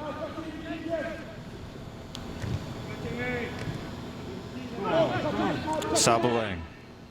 Amanda. Tiam. Mondi. They're over there to challenge. Yeah, absolutely. Thomas. That was the connection that we were talking about. You see the link up, right to left, great little touches. Look at this entry pass. And this is quality. Just a nice little layoff at speed. Tyrone Mondi there. And you talking about a keeper that keeps you in a game. That's a massive save from Andrew Thomas. His first of the match. 19 shutouts in the career of Andrew Thomas, 4th most in Stanford history, 5 away from 2nd place on that list for the junior. It was like your, not your Spidey sense, your Sully sense on Tiam has been tingling. Well, I'll tell you, Mondi's with the absence of the number 10, Sofian. Yeah, I mean, he's really stepped up, and I like the way this player, Tyrone Mondi, plays. He's really good. Tiam is great, and obviously you get that triple threat with Amanda. And I think against most opponents, that'd be a goal. But you got to give credit to Thomas. Agostinelli. Tingy.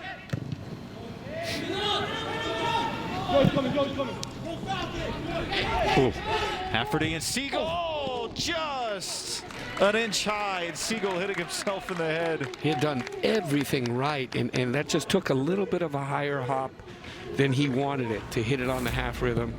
He's in a tight window right here. Good pressure.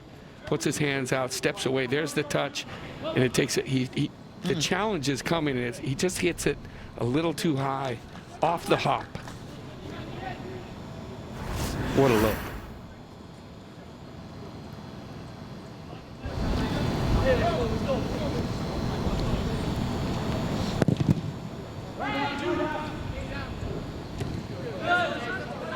Both of these teams have delivered today. Yeah, absolutely. And when you were talking about you can't replicate gameplay, you know, in training it's hard to replicate with two guys sliding at you, and you got that small window to execute, you know, the quality that you need in that position. Great look though. Oh, there it is. There it is. Weehan. Golazo! Golazo!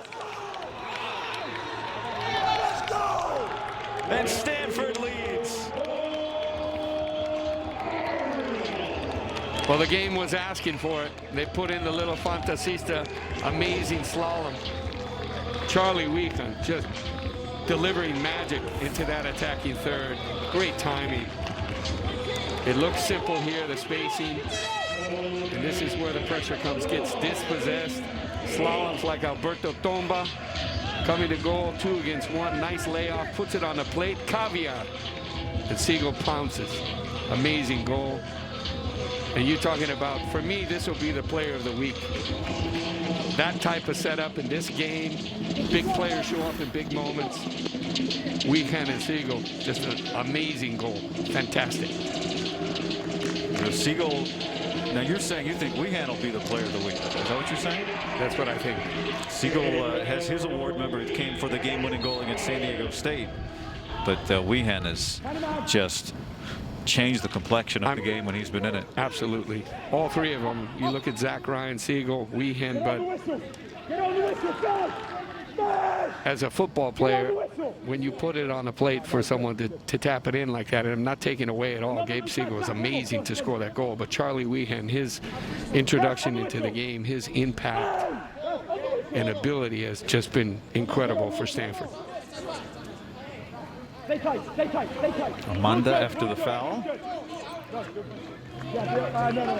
They only have a wall of 3 here. Nope. Overcooked it. But what a game. And we were saying, you know, there's another goal in here. You said it. Let's give yourself credit. I mean, 2-0 down, most dangerous score. Stanford comes back, equalizes 2-2 at the break. And then they dominate, to be fair, for about 20 minutes, 30 minutes. They could have had 2 or 3 opportunities with that relentless onslaught of pressure. And big teams can figure it out.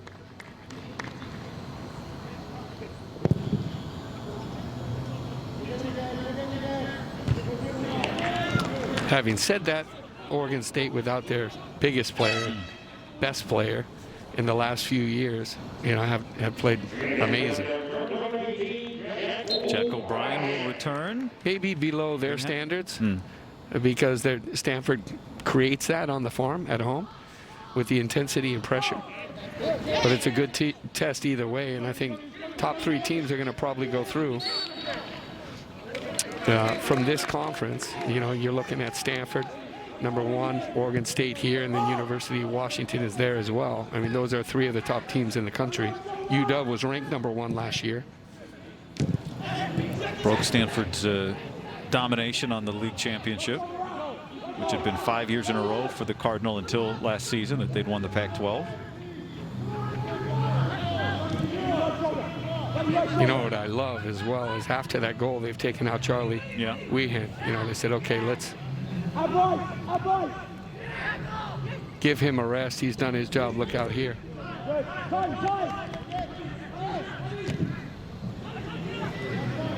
First time that Oregon State has trailed today. Let's go to Lenny. Let's go to Lenny.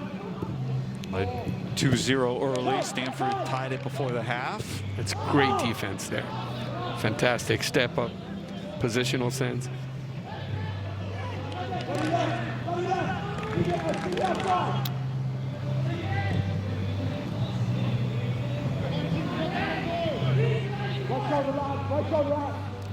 Sabalang's had a heavier load today. Nice player. Substituted early after the injury to Jafal.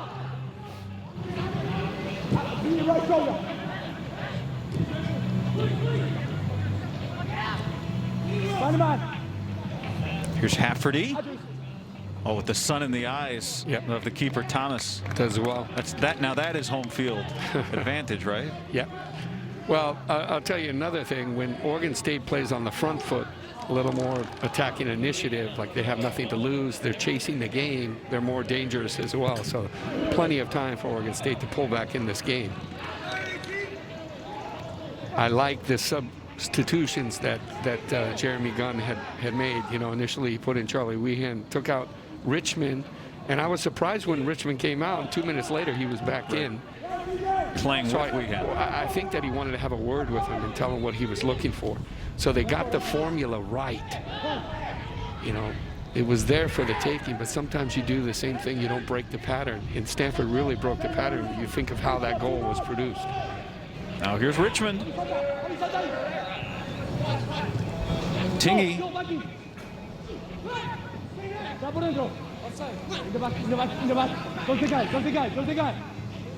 Richmond.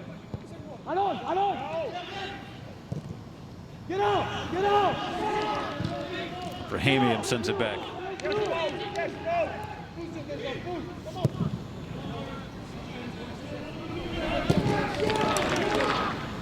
Hey, you're looking at the number 10, even though he's injured, he's on the sideline as kind of an assistant coach and a leader.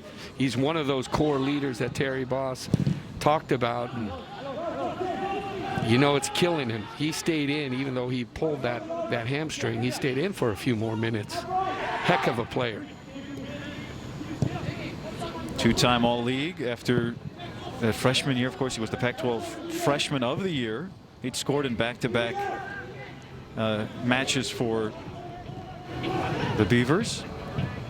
And you know, you think of kids here in this country that have come from, you know, LA Galaxy or LAFC or San Jose Earthquakes Academy, like Amir Bashti.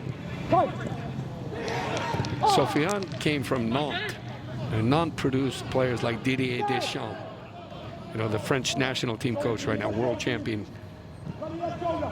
Jorge Burachaga, you know, the Argentine world champion from '86. I remember watching him play with Nantes. Joe Walker. Right there was Keegan Hughes.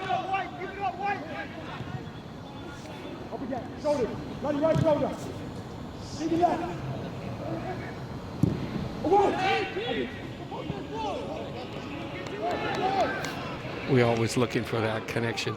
Crespo into Amanda.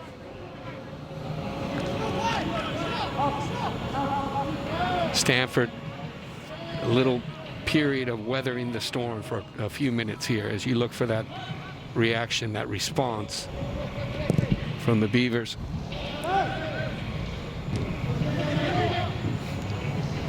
Eight shots on goal for Stanford today, 3 for Oregon State. My guess is Charlie Weehan will come in again. So in college soccer, you're allowed to make these substitutions. And typically Oregon State doesn't sub much at all.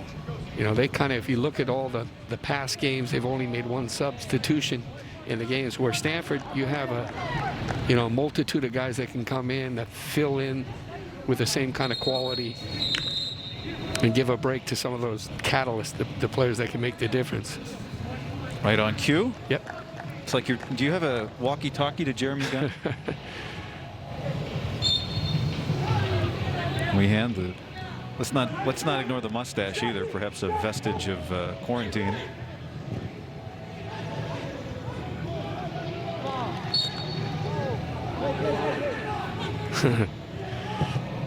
Well, I think it's also, you want to keep forwards hungry. I look at Zach Ryan and watch how he used to play with Bashti, and then you got Gabe Siegel, and those guys had to wait for their moment to get into the game. So Jeremy Gunn, who was a great forward himself, he understands that these guys, you want them to be hungry so they can capitalize on the moment when they're in the game. You get the best out of it.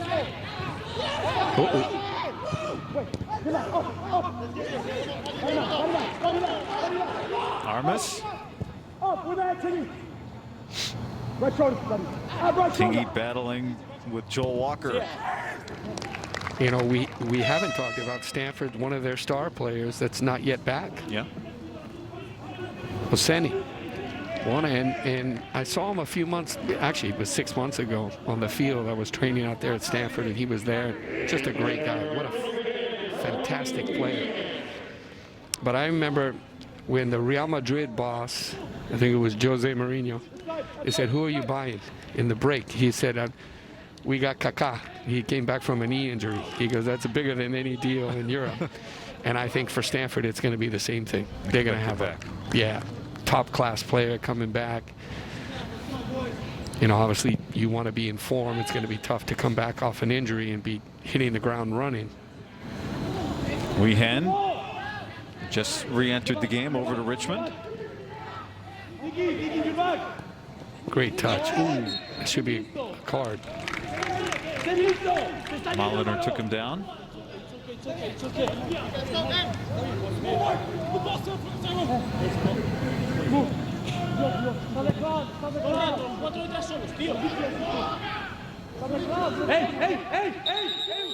We need one there! We need one there! Nicky!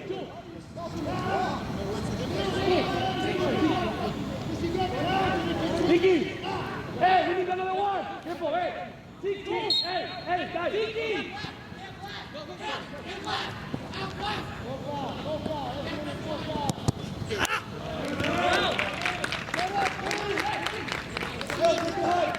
The clock, the Cardinals' friend. Here's Ryan. No foul.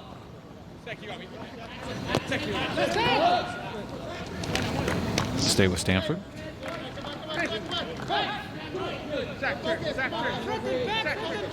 Again! Tingy to throw it in.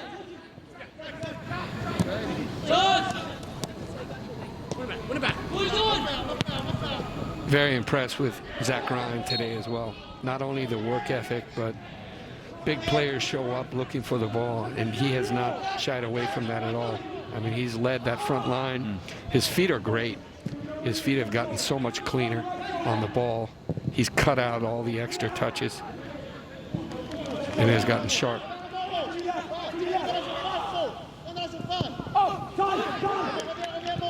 And I think with Mo Tiam, you know, he's still young, but you see his ease and grace to be able to beat players, but you're looking for that final quality of cross. And if he can improve on that, they're going to be that much more dangerous, Oregon State.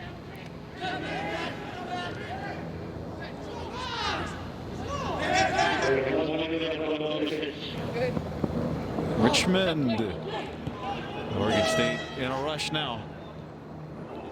Under a minute. Again, late in the game, Charlie Weehan popping up in those channels, finding the ball, connecting, bringing players into the play. It's been a great afternoon. This will be a game that he'll remember. You know, I mean, when you look back and you think of the games in college, sometimes you score some amazing goals, but when you change a game, you'll never forget those kind of games. When you come into a game and you change it, and that's been the story of Charlie Weehan, because he hasn't started. He's coming to the game. He's been the difference. Yeah, there's no debating about whether or not he made the difference. Yeah, absolutely. Right? And not just by what the final box score will tell us. Right. But you saw it happen immediately. And in a big moment, it was not scoreless. They were down 2-0. Absolutely. When he did it. It was a little late push right there. Amazing afternoon to be down 2-0 to one of the top teams in the country, Oregon State. Again, you feel bad for them because they lost their number 10 to injury, but Stanford, that mentality, that ability to play together, to find 3 goals with 2-0 down is phenomenal. 2-0 down in the first 16 minutes. Yep. And Stanford remains unbeaten. They improves to 4-0 in Pac-12 play, 6-0 overall, and they hand Oregon State its first loss of the season. The 5th-ranked Beavers fall to 3-1 in Pac-12 play. This was exactly what we hoped it would be. Great day of football. I'm glad to be on here with you, Guy, and we saw some of the best football this year at Pac-12. Well, two of the top teams in the nation. That conclusion still holds after a great afternoon here on the farm. Stanford, number 2 in the country, with a victory over the Beavers, 3-2. Thanks for watching here on the Pac-12 Network.